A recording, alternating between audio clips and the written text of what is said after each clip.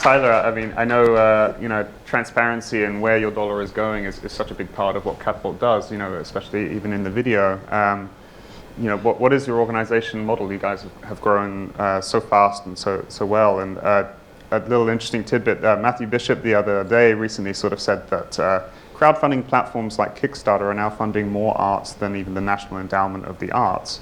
So I mean, just how effective is crowdfunding these days? Does it impact the way that you fund the work? And do you think it can still grow even more? What's the potential? Yeah, I mean, it's interesting for us because transparency is very important, and that's why 100% of the donations through our platform go to our partners. Catapult doesn't take a fee from the donors or from our partners to use the site. We even cover the credit card and PayPal transaction costs. So it kind of puts us in a bind in terms of building a sustainable organization. So we have to fundraise for ourselves. And we got early support to start Catapult from the Bill and Melinda Gates Foundation, and now we have other foundation funders so that we can support our partners. But it has been interesting. And there are a lot of crowdfunding sites, Kickstarter for the arts and Donors Choose for education. Catapult is focused on gender equity. But I don't see them as competitive. I think they're complementary. Having more choices means that people have more ways to get involved, and there's something for everyone, and I think that's a good thing.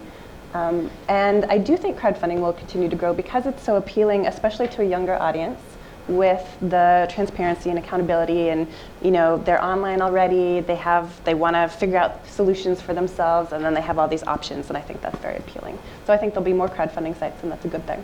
Great. Jeremy, any comments? You once said that an organization needs to start by being funded well, and then it needs to be funded by the people. Yeah, I mean, look, I completely agree with everything Rashad said. I mean, it is, so the model that we use is, you don't want to start going to your members straight away and have the relationship be about money, right? And that's what's often very irritating to people about, non-profit charities. So our model has been to get enough scale by engaging people in the work, because then you're treating people as real partners in the work. And then as you get some scale, you start to introduce the crowdfunding model. And then at certain tipping points, it becomes really huge. I mean, a group like ours now is raising tens of millions of dollars a year in micro donations. We started, raising from, OSF and some of the big institutional funders that you would all know. So I think that logic makes sense. I think sometimes a bit surprising is, I think a lot of this work is put into the bucket of technology, but it's really not about technology. This is about scalable infrastructure. So it's surprising to me that sometimes things get funded that don't actually have any potential to scale, whereas this work has a very, very high potential to scale. And so the idea is really you're building something that becomes, in a sense, a resource for the rest of the sector. So when we start some of these organizations, initially people are like, well, why are you starting this? You haven't been working on, you haven't been in the LGBT rights sector for the last 30 years. Who are you to start this? But actually, and this is the key thing, right? The key thing that we're trying to do is ultimately build a piece of infrastructure. So to have 2 million people on global gay rights groups that can help the struggling Ugandan group, the Brazilian group, the Cameroonian group at key moments through microfunding, through political mobilization, through better and more creative strategy, that's infrastructure for the sector. And so that's how we sort of see our own work, and certainly when you do advocacy well, the ROI on that advocacy is phenomenal. Doesn't mean it's always going to succeed, but it's very different to programmatic work. So that's kind of our philosophy of funding. Now I think that it's really important that ultimately the models we build are self-sustaining, because if you're going to, if you're going to build these people-centered, people-powered driven organizations, then the true test of them ultimately is whether they can generate their own funds. But as Rashad said, that really depends on the kind of movement you're starting. So if you're starting a movement to mobilize the world's poorest people, which is an organization like The Rules, it's going to be harder for that model to kick in quickly vis-a-vis starting an organization, for example, that's addressing a social issue that has a large base of supporters among affluent white middle-class people in the United States. So these are some of the things that we grapple with. That's fantastic, thank you. We'll do one more question and then we'll open it up to the floor for some Q&A. Where do you see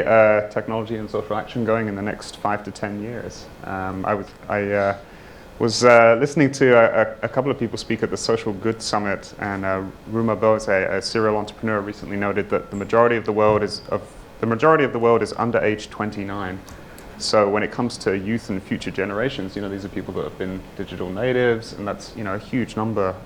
So what do you see in the years ahead? What's the best way to mobilize this youth that's upcoming? Well, I think the obvious answer is that younger people are already using online to pay for things, to donate, all of that, and that will only increase. More models like crowdfunding sites, other new and fancy things, but the thing that is at the core of it all is always the connection. The technology enables people to connect more, so whatever new comes along, it'll still have that element to it. I think, people are not joiners, and young people, millennials, are not joiners the same way that generations before them were. So what do you mean folks, by joiners? They're not going to be card-carrying members of the ACLU or the NAACP or see themselves inside of like an organization forever, right? They're going to move inside, or even Color of Change. What they're going to do is they're going to move outside of campaigns and issues that matter to them, and it's going to be our job to connect people with what's happening in the world, to opportunities to make their voices heard, and to sort of animate people around these moments and give people the ability to have real political power. But sort of the kind of brick and mortar of institutions don't sort of serve I think the thinking and the philosophy of a world where we don't go to a place. We're going to quickly not be going to a building to buy our groceries. We'll do it online. We'll be doing things in many different ways and have a lot of different options and a lot of different choices. And so for us as an organization, it becomes increasingly important to be concerned about brand and people being connected to that, as Jeremy said, but being connected to how people feel about the variety of campaigns that we're running, to consistently run good campaigns where we're giving people the ability to win on issues or move the ball forward on issues.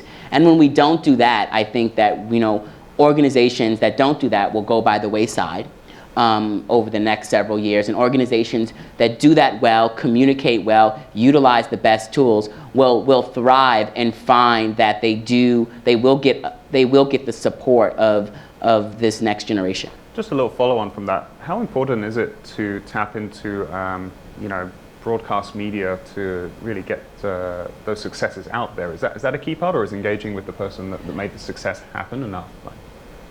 I think it's like a sort of a Venn diagram, right? If you think about a campaign, you're going to have a number of these sort of bubbles of places where you're reaching people in different ways. And so I know that, if we want to blow up a campaign in the South and we're not sort of engaging Black radio, then we're probably not going to actually reach our base exactly the way we want to and get people engaged. And so I still think this is really about it goes right back to sort of the story I opened up with around SNCC and seeing technology as a tool that we use to move a smart and clear organizing strategy forward, and thinking about audience and communication and all of these things as pieces of a larger puzzle, that if we don't do them well, we're not going to be successful no matter how many gadgets or how many platforms we have our organization on. If we're not doing the fundamentals well, then we'll just look stupid and bad on those platforms. Jeremy, any thoughts about the next 3 to 5 years or youth engagement? Yeah, I think so. The most exciting thing I think is happening in the world at the moment is that people are developing a sense of their own agency, of their own power. And this isn't just in the US. So the person who participates in that missed calls campaign in India, that's a moment of feeling like they have some agency and power that they may never have felt before within the context of politics and social change. And the thing about folks who are under 30 now is that they grow up feeling like they have an inalienable kind of right to participate. That is their expectation. And we're not just talking about politics. Their expectation is that they can shape and make every aspect of their lives. They don't just receive content. I mean, I grew up watching TV. They make content and they broadcast it. Yeah. They don't just, they don't just buy goods and services, they share the assets that they have with each other. So this is a very, very important mindset shift, and it's going to sweep away a lot of the models that we've seen. And so, in a sense, what's happening in the world at the moment is this kind of convergence and conflict between what you might call old power and new power.